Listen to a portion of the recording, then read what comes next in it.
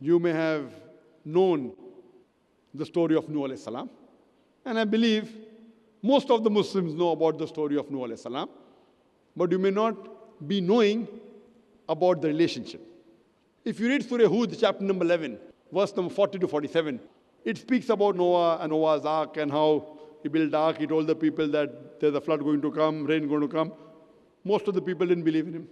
Surah Hud, chapter number 11, verse number 40 to 47 says that Noah alayhi salam, Noah may peace be upon him, asked by Almighty God that you collect one pair of all living creatures and put in the ark.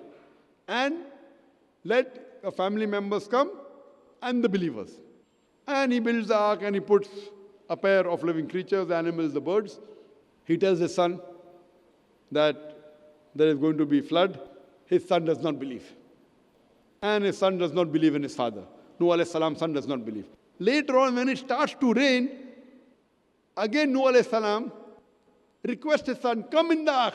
He said, no father, I will go to the topmost peak on the mountain. The water will never reach there. And he goes to the peak. Then it starts to pour. It pours heavily. The water keeps on rising.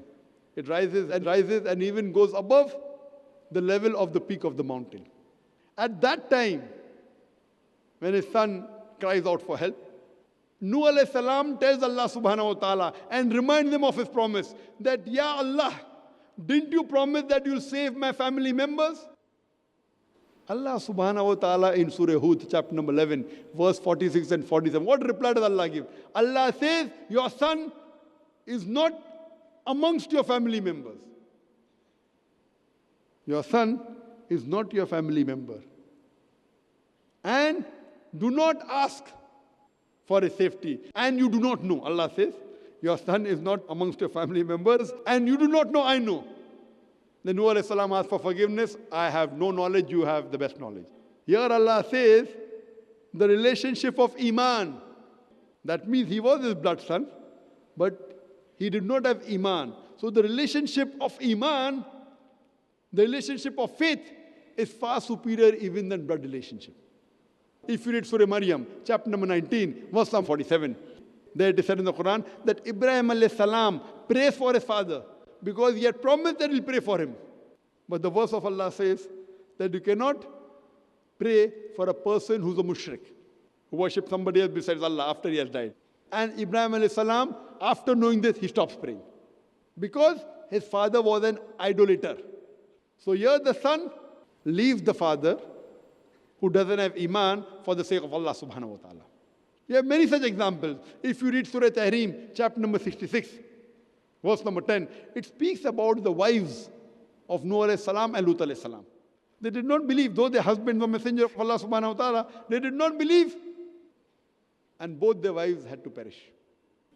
If you read the Quran in Surah Tahrim, chapter number 66, verse number 11, it speaks about Hazrat Asya, may Allah be pleased with her, who was the wife of Pharaoh. She's praying to Allah subhanahu wa ta'ala, Ya Rabb, oh my Lord, give me a mansion, a house in Jannah close to you and save me from the evil of Pharaoh. That time, Pharaoh was the most powerful human being on the face of the earth. He used to call himself God. He was a taghut, the most richest man in the world, the most powerful man in the world. Here his wife, Hazrat Asya, may Allah be pleased with her, she's praying to Almighty God that give me a house, a mansion in Jannah, close to you, in exchange for the luxury of the husband. Imagine, she wants to exchange the wealth in the world, all just for a mansion in Jannah, close to Allah subhanahu wa ta'ala. All these examples show that the brotherhood of faith is far superior than any other brotherhood, even the brotherhood of blood relationship. The quotation of the glorious Quran from Surah Nisa, chapter number 4, verse number 1, which says, Ya ayyuhan nasu ttaqu rabbakum allazi khalaqakum min nafsin wahida khalaqa minha zawjaha. O humankind, reverence your guardian Lord who has created you from a single person and created of like nature his mate. Wa akhir da'wana alhamdulillahi rabbil alamin.